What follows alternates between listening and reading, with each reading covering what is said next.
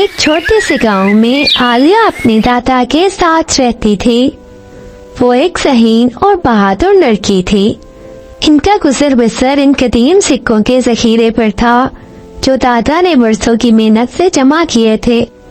इन सिक्कों को आलिया बाजार में बेचकर अपने घर का खर्च चलाती थी।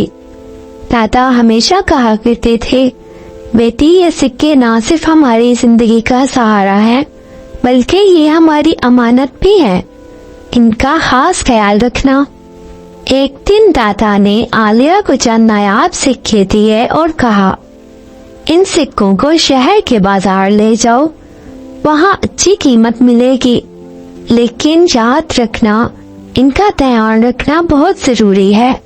आलिया ने इनके मशवरे को सर झुकाकर कबूल किया और सुबह होते ही सिक्कों का थैला लेकर रवाना हो गई। आलिया को रास्ते में खूबसूरत चरागाह नजर आई। हरे भरे दरख्तों और पुरसकून माहौल को देखकर आलिया ने सोचा कि वो कुछ देर आराम कर ले।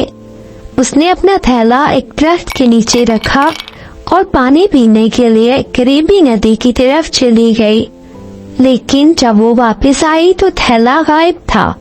आलिया के दिल की धड़कन तेज हो गई। वो जल्दी से इर्द गिर्द देखने लगी, लेकिन थैले का कोई निशान नहीं था। अचानक उसकी नजर पत्तों पर पड़ी जहाँ किसी के कदमों के निशानात थे। आलिया ने उनका पीछा करना शुरू कर दिया।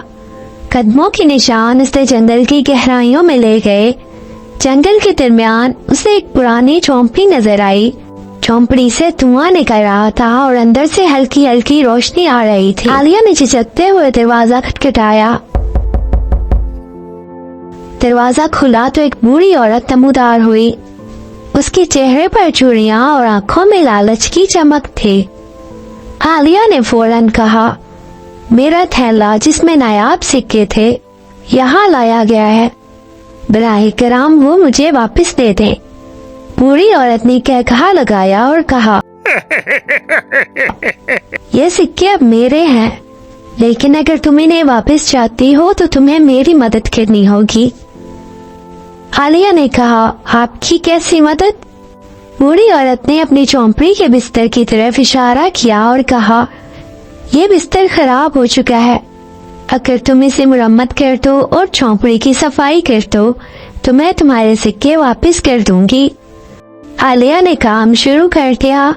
उसने बिस्तर को मुरम्मत किया, झोंपड़ी की सफाई की और बूढ़ी औरत के लिए पानी का घड़ा भी भर कर लाई। काम मुकम्मल होने के बाद उसने बूढ़ी औरत से कहा, अब मेरा थैला वापस कर दे। बूढ़ी औरत ने हंसते हुए कहा, तुमने तो वाकई बहुत अच्छा काम किया है, लेकिन मैंने कहा कब था कि ये सिक्के तुम्हें मिलेंगे, ये तो अब मेरे हैं।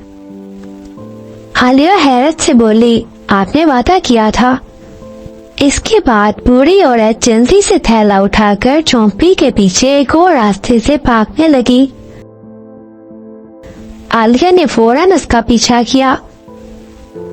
बूढ़ी औरत एक तंग रास्ते पर दौड़ते हुए झील के किनारे पहुंची, लेकिन जल्दी में उसका पांव एक पत्थर से टकरा गया और वो गिर गई।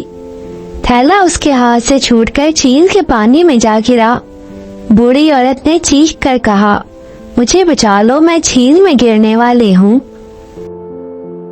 आलिया ने अपनी जान की परवाह किए बगैर बूढ़ी औरत की मदद के लिए हाथ बढ़ाया। उसने उससे गिरने से बचाया और किनारे पर खींच लिया। बूढ़ी औरत की सांसें तेज हो रही थी, लेकिन उसकी आंखों में शर्मिंदगी के आसार थे। बूढ़ी औरत ने आलिया की तरफ देख कर कहा, तुमने मेरी जान बचाकर ये साबित कर दिया कि तुम वाकई एक अच्छी लड़की हो। मुझे माफ कर दो, लालच ने मेरी अक्ल को अंधा कर दिया था। उसने झील के किनारे से थैला निकालकर आलिया को दे दिया और कहा, ये सिक्के तुम्हारे हैं और मेरी गलती के लिए मुझे माफ कर देना।